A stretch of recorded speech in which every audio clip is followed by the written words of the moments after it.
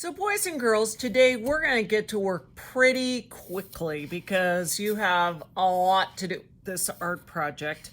And this is actually going to be a very long piece of paper. It's kind of hard to see here in the video.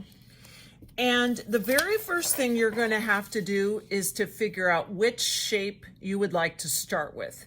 And this one will be your largest vase. So let's say I wanted to do the double holoping, which is like this double gourd right here. Pretty cool. Then here's how I'm going to go about doing that. I'm going to keep the shape right here so that I can keep an eye on it. And I'm going to make sure that I have plenty of space on my paper, because if I start over here, my vase is going to go right off the edge of my paper. And if that happens, no big deal. That's why I gave you a nice long sheet of paper. So I'm starting with this one here, and I see that thing on the top. So because this is going to be my biggest vase, I'm going to start pretty high up here. And I'm going to put that little oval that's right there, and we call that an ellipse. Now, the next thing I'm going to do is I can see that I have to come down. It goes in and out. And what we have here is that it's the same on each side. So I can start to be like this. I'm going to come in a little bit, and then over here, I have to try and match it. Now, what happens if, no, you don't. You're going to end up coloring over this with such dark color, you will never see what you messed up. So you can keep drawing over the stuff that you do over and over and over, and no one is ever going to see it. I promise, I promise, I promise. So I now have that little thing. So now it looks like it kind of goes out and in over here. So I'm going to go out and in. And understand that there's a really good chance that what you end up with is not going to look anything like this. And that is okay, as long as they're the same on both sides. Now I'm going to tell you a little secret that some people like to do. Some people, when they're working like this, like me, I'm just kind of slowly eyeballing it and trying to see, does that match? And you'll see how I'm kind of doing like this little, I just like to sketch that way instead of trying to be like, here is my perfect line. I just try and work my way down, matching as I go. But the trick I was going to share with you is that some people, when they draw that first ellipse at the top, will draw a straight line going down. And so what they do then is, when I look at this and know that this is going to come way out over here, then I say, okay, I'm going to go way out over here, and I'm going to come all the way down to the bottom of my page. And I know that I have this base here. And then what you do is you use your ruler kind of like, your pencil kind of like a ruler. You don't have to do this. I'm just showing you this trick. So like, for example, on this one, this pencil says Amazon Basics number 2 HB. So I'm going to take this and I'm going to put the eraser over here, and I'm going to put my finger right where the line is. So I know that this is the length of that part right here. So then if I come over here and put the eraser here and just kind of make a mental note of where my finger is there, I know that that's about the same distance apart. Now, what was kind of fun is if I had done it up here, I could have said, oh, it's right before the HB thing.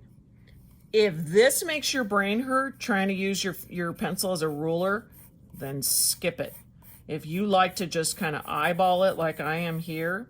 Now notice, if I go like this, if I go, whoa, if I go, remember, it doesn't matter. No crying aloud. You just start over. Like I told you. What did I tell you? What did I tell you?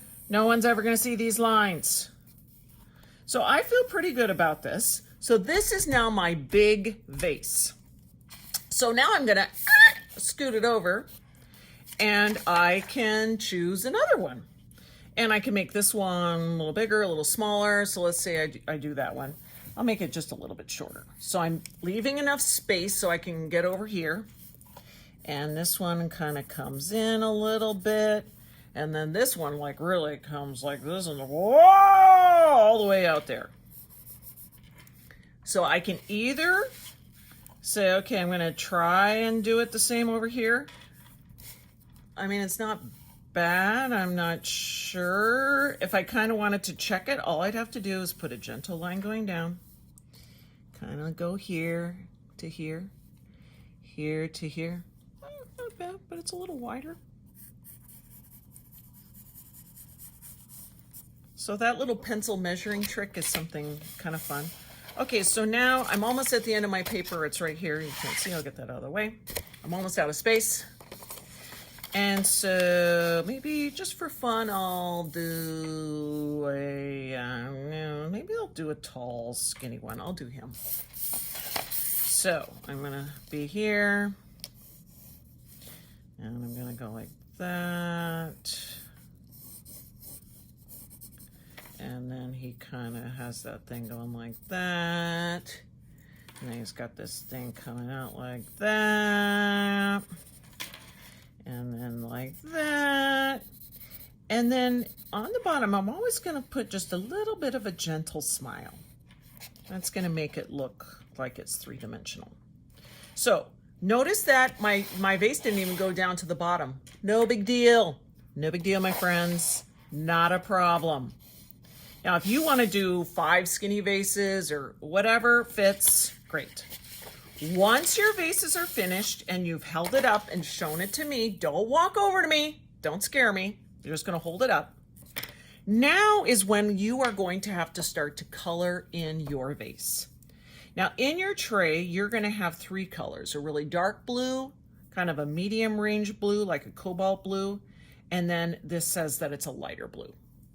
So just for this one, I'm going to start along the edge. I'm going to first do my little ellipse here on the top. And then I'm going to start to go around the edge. Do you remember when I told you no one was ever going to see your lines? I told you, not a problem. I'm going over the line that I like, hopefully, and doing the bottom here. And this is where I hope you have been working out lately. I hope that you've been using weights at home. I hope that you have super duper big muscles, because I'm going to start to color this in and I'm pushing hard. When you put your finger on here, it should look creamy. You should be able to feel it. If you're like this, oh, Miss Hatrix, I'm exhausted. No, not hard enough. So I kind of want this thing to end up looking like it's not just one color. So for this one, I'm going to kind of do this. And then the next thing I'm going to do is grit the next color and start to do this. Now, some of you might have it be that your oil pastel cracks. Some of you might find that you're going to have to peel off the paper. All of that is fine. No biggie. But the one thing you do need to do is push pretty hard. Okay. So humming along. And do you see where that line kind of is? I can just kind of take my finger and smear it together. Now, it's very possible that some of you are going to decide that you are feeling like you have to wash your hands. I'm going to tell you right now, you may not use the sink in your classroom. Just makes a big old mess.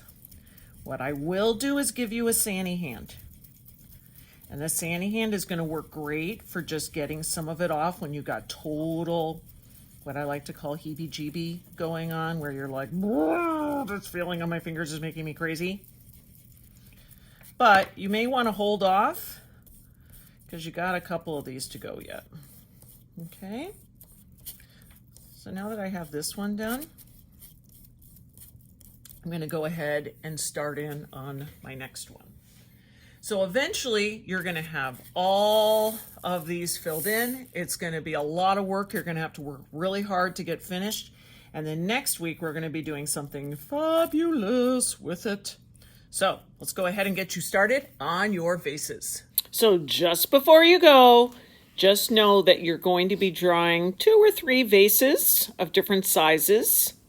You're going to color them in using your own pattern of the different color blues.